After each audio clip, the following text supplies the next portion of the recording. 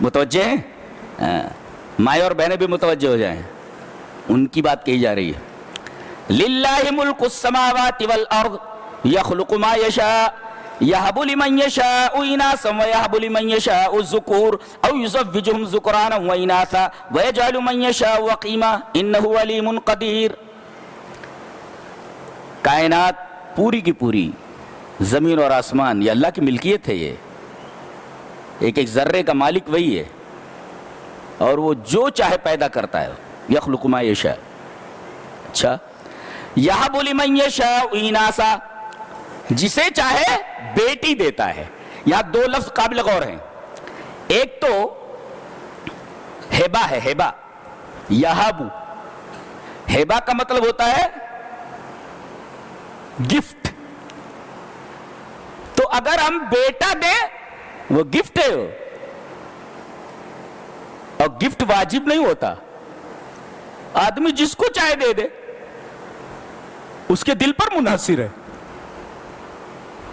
تو یہ اولاد دینا یہ گفٹ ہے، یہ ہماری طرف سے. تمہارا کوئی حق میرے اوپر نہیں ہے. ہاں، ہم دیتے ہیں تم کو. یہب، ہیبا مینس گفٹ. یہب لمن یشاء، اور جس کو چاہتے ہیں دیتے. اس لیے کہ گفٹ جو ہوتا ہے وہ ضروری نہیں کہ حقدار کو دیا جائے. حقدار کو دیا جاتا ہے، وہ ہیبا نہیں ہوتا. ہو تو ہم جس کو چاہے دے دیں. ہیبا ہے، ہماری طرف سے گفٹ ہے یہ.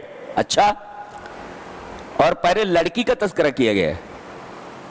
لڑکے کا ہونا چاہیے تھا نا تذکرہ. ہاں، لڑکے بڑی شان میں رہتے ہیں. ہاں، بتایا گیا یہاں لڑکی کا تذکرہ پہلے. یہب لمن یشاء اناثا، وہ جسے چاہتا لڑکی دیتا ہے، بیٹی دیتا ہے. وَيَهَبُ لِمَن يَشَاءُ الذُّكُورَ، اور جسے چاہتا ہے بیٹا دیتا ہے، بیٹے دیتا ہے. تو لڑکی کا تذکرہ کیوں؟ مفسرین لکھتے ہیں کہ چونکہ لڑکی خلقتاً ضعیف ہے، ویک ہے، کمزور ہے.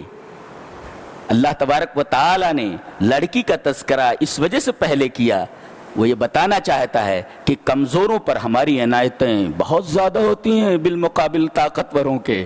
ہم کمزوروں پر خاص نگاہ رکھتے ہیں. ہاں، خصوصاً علی الخصوص ہم کمزوروں کا بڑا خیال رکھتے ہیں. ہماری عنایتیں ہوتی ہیں کمزوروں کے اوپر. لڑکیاں خوش ہو جائیں، عورتیں خوش ہو جائیں کہ تمہیں تو زندہ درگور کر دیا جاتا تھا، اور آج بھی زندہ درگور کیے جانے کا ایک اور طریقہ نکل آیا ہے. پتہ یہ چل جائے کہ پیٹ میں لڑکی ہے تو اسے پیدا ہی نہیں ہونے دیتے.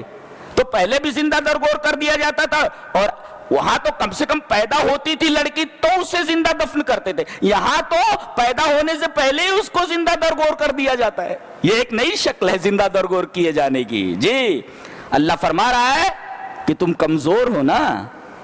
تمہارا تذکرہ پہلے کر کے ہم یہ بتانا چاہتے ہیں کہ کمزوروں کو ہم خاص طور سے اپنے توجہ کے دائرے میں رکھتے ہیں. جی، اور ہماری خاص عنایتیں کمزوروں کے اوپر ہوتی ہیں. لہذا لڑکیاں اپنے آپ کو کمزور نہ سمجھیں، اس لیے کہ وہ اللہ کے ٹیک کیئر میں ہیں. وہ یہب لمن یشاء اناثا ویہب لمن یشاء الذکور. لڑکی کا تذکرہ پہلے، لڑکے کا بعد میں.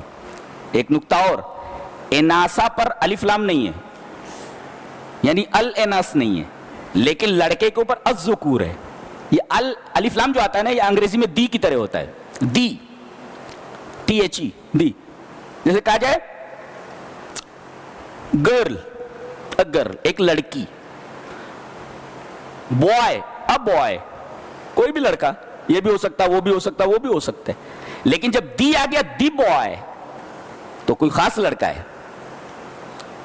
جیسے کہا جائے I have seen a boy, میں نے ایک لڑکا دیکھا ہے. وہ لڑکا کوئی بھی ہو سکتا ہے. لیکن یہ کہوں کہ I have seen a boy that was running on the road, میں نے ایک لڑکے کو دیکھا ہے جو سڑک پر دوڑ رہا ہے. تو دا بوائے، وہ لڑکا، سارے لڑکے مراد نہیں، وہ جو روڈ پر دوڑ رہا ہے وہ مراد ہے. یہاں دی لگا ہو. I have seen the boy who was running on the road. The boy, not a boy. تو یہاں پر الف لام آیا کیا؟ الذکور پر. الف لام داخل کرنے سے چیز خاص ہو جاتی ہے، جیسے دی داخل کرنے سے چیز خاص ہو جاتی ہے.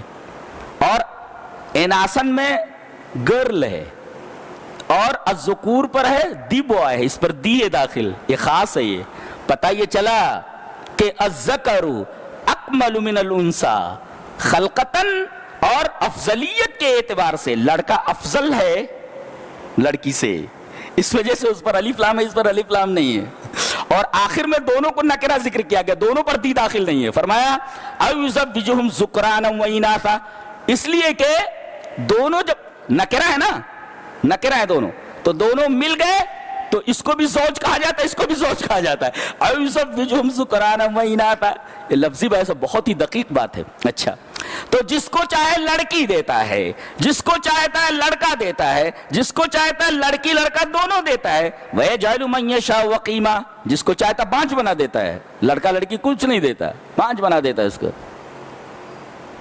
اور کہا إِنَّهُ عَلِيمٌ قَدِيرٌ، وہ جاننے والا ہے، قدرت والا ہے، یعنی وہ جانتا ہے کس کو دینا چاہیے جی، اور قادر ہے، بابا نہیں دیتے وہ دیتا ہے، اس لیے کہ قدرت بابا کے پاس نہیں ہے، قدرت میرے پاس ہے، میں بیٹا بیٹی دینے پر قادر ہوں، دنیا کا کوئی بھی شخص بیٹا بیٹی دینے پر قادر نہیں ہے، قدرت میرے پاس ہے اور میں جانتا ہوں کہ کس کو دینا چاہیے، انہو علیم قدیر، جاننے والا ہوں اور قدرت والا ہوں۔